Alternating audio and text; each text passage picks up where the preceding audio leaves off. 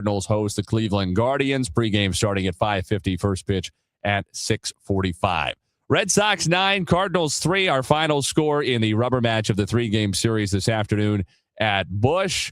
The Cardinals dropped to 8-7, but they remain only a game out of first place in the National League Central because everybody in the NL Central, except for the last place Cubs, lost today, including the division-leading Pirates and the second-place Cincinnati Reds. So the Cardinals remain tied for third with the Brewers, a half game behind the Reds for second, a full game behind the Pirates for first place, for what it's worth, after 15 games this year. Let's get right to the bright spot. Our cut of the game, sponsored by The Diamond Shop, thediamondshop.net.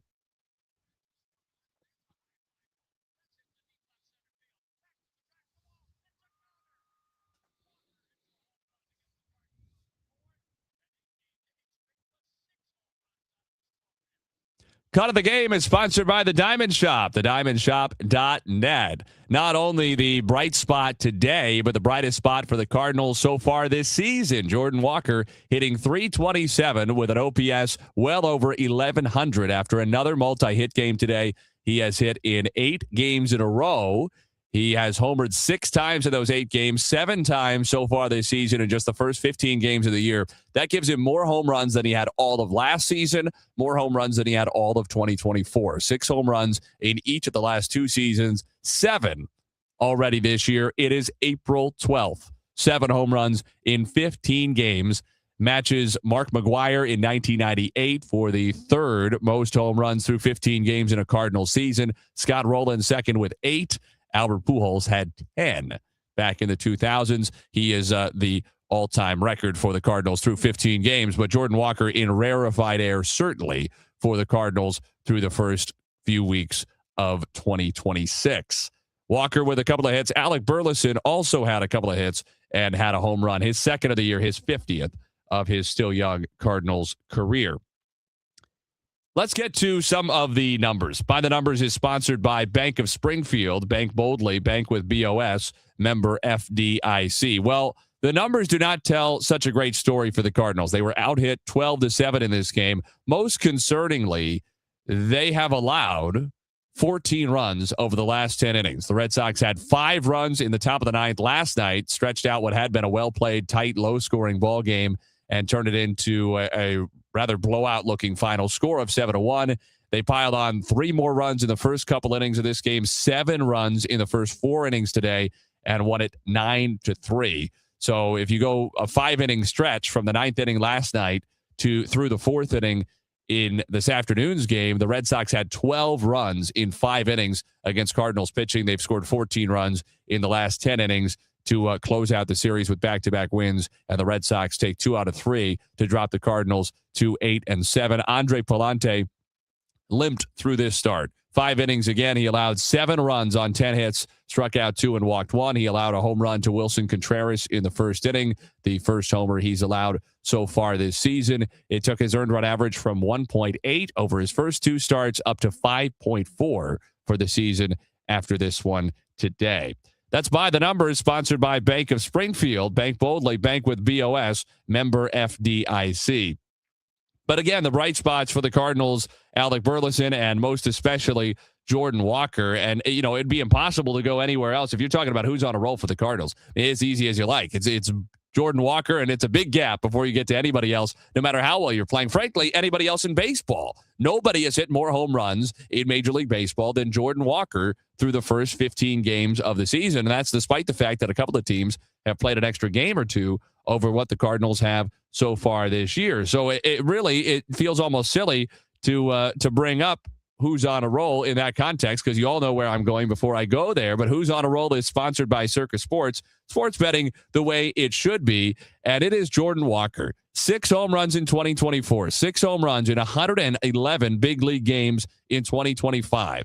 He has 7 home runs already this year. He's added a couple of doubles. He's hitting .327. The on-base percentage is close to .400. The OPS is .1138. His OPS is well north of 1,500 over his current 8-game hitting streak.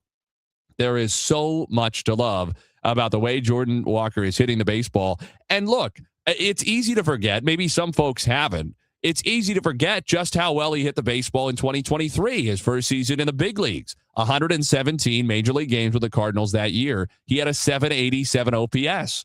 He hit 276. He had 16 home runs, 19 doubles. He stole 7 bases.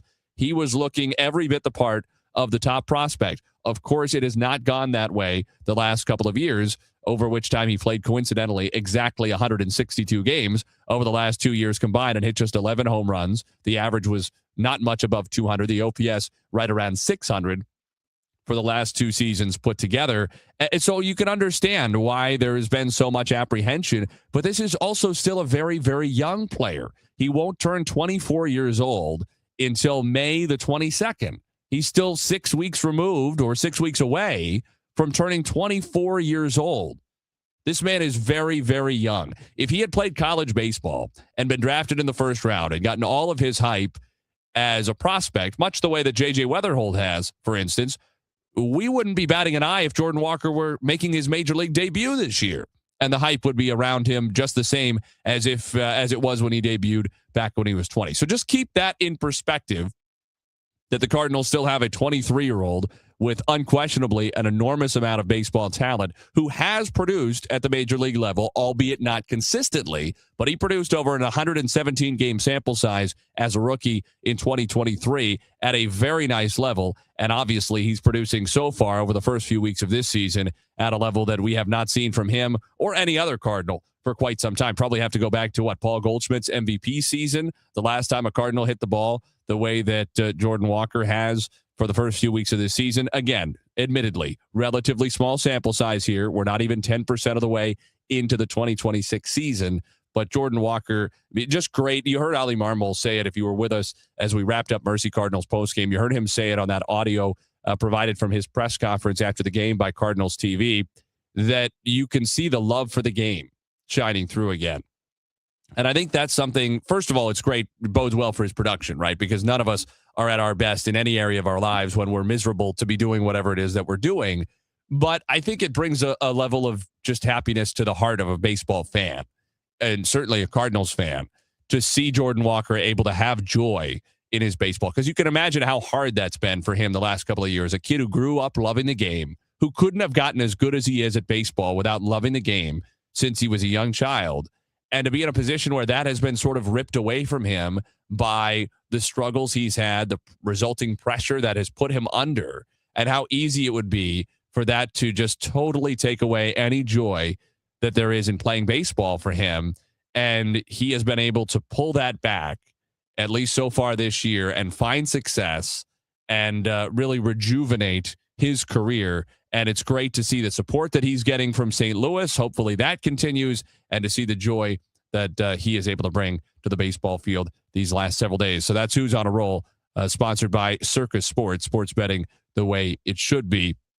And long may the roll continue for Jordan Walker. We'll take a break. When we come back, we'll recap what we saw today at Busch Stadium and what's coming up tomorrow evening. Stay with us. Extra Innings continues after this on KMOX.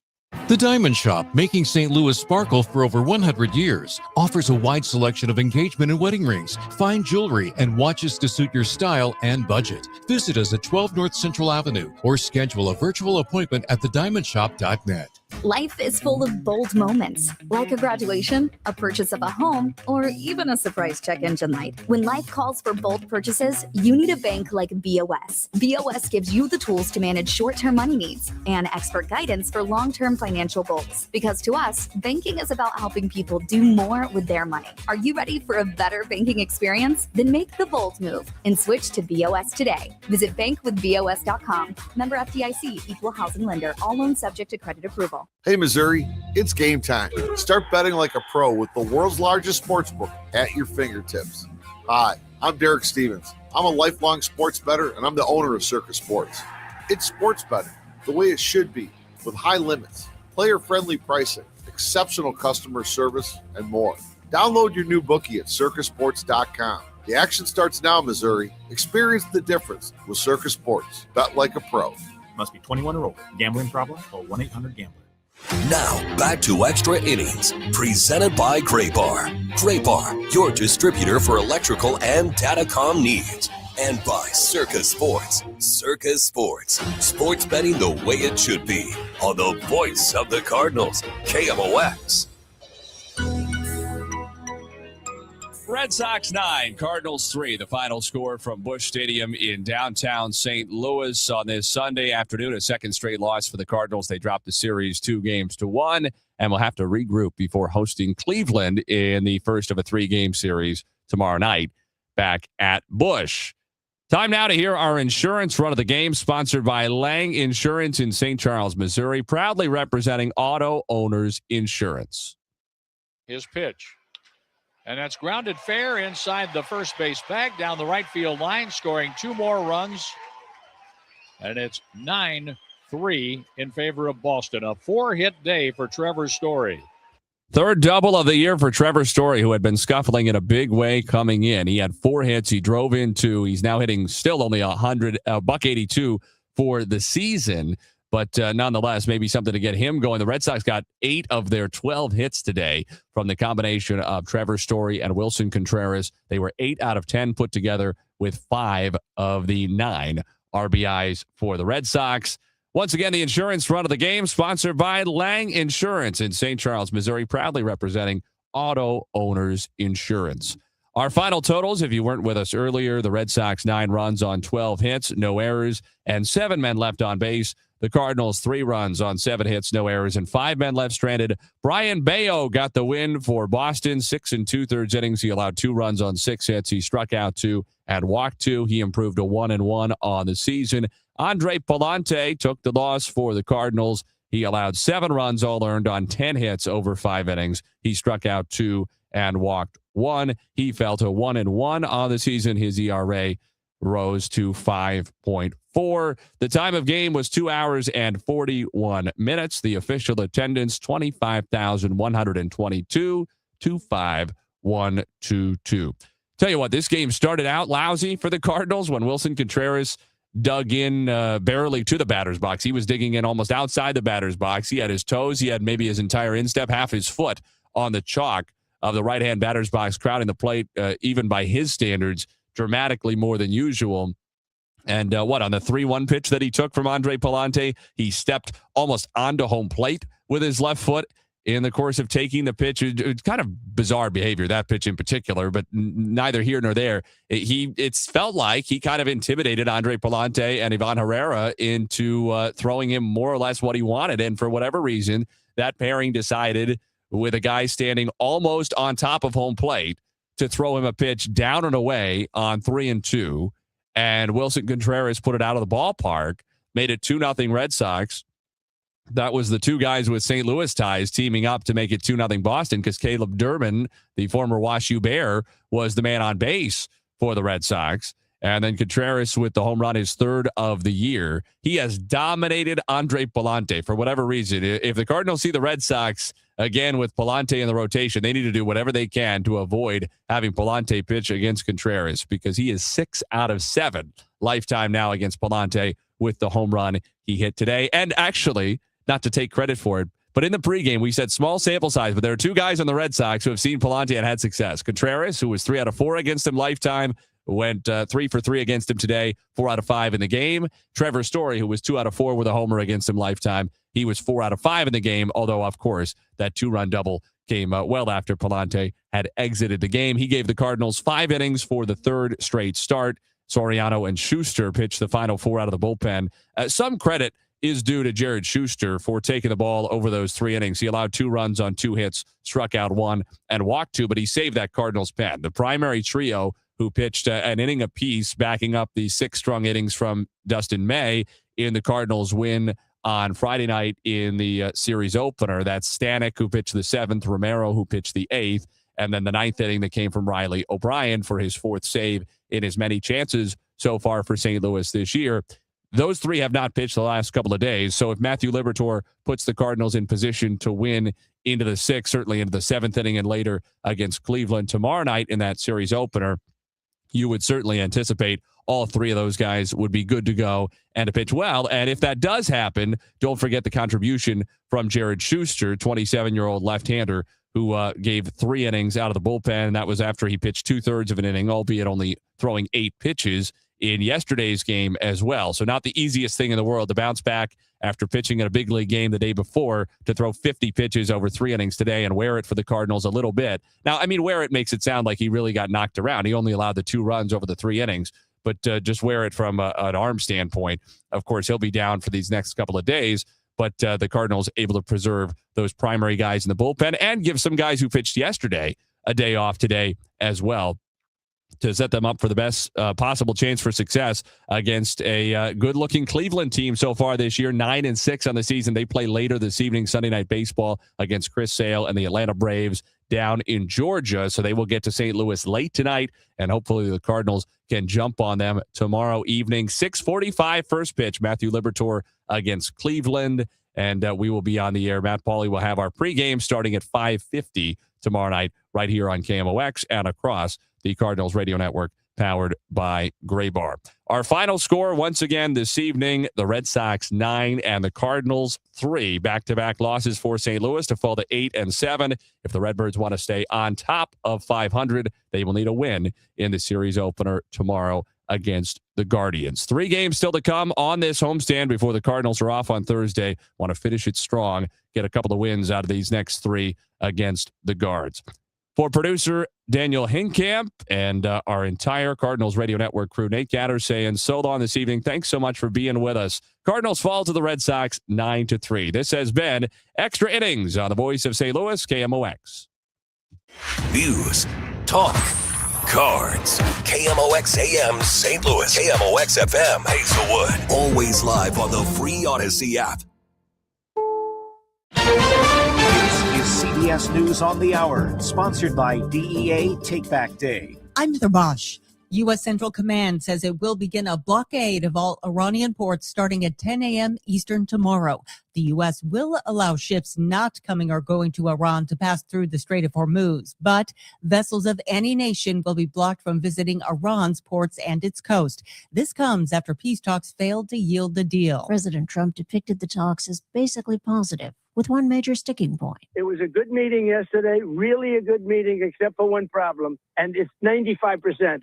They want to have nuclear weapons. The president spoke on Fox News while Senator Mark Warner, the top Democrat on the Senate Intelligence Committee, said Trump's threat to impose a U.S. blockade on the Strait of Hormuz makes no sense. I don't understand how blockading the strait is going to somehow push the Iranians into opening it. Senator Warner spoke on CNN's State of the Union. Linda Kenyon, CBS News, Washington. Despite support from President Trump, Hungary's Prime Minister Viktor Orban has conceded defeat to opponent Peter Magyar in the country's parliamentary elections. The BBC's Nick Thorpe. The margin of victory looks huge, probably big enough to secure a 2/3 majority in the new parliament for Tisa. This is an astonishing victory for a centre-right party only founded 2 years ago, and a serious blow to national populists, not just here in Hungary, but across Europe. More calls for California Congressman Eric Swalwell to end his campaign for governor amid claims of sexual assault and an investigation by the Manhattan District Attorney. We're reminding Congressman Swalwell that when Supreme Court Justice, then nominee Brett Kavanaugh, was accused of sexual assault, then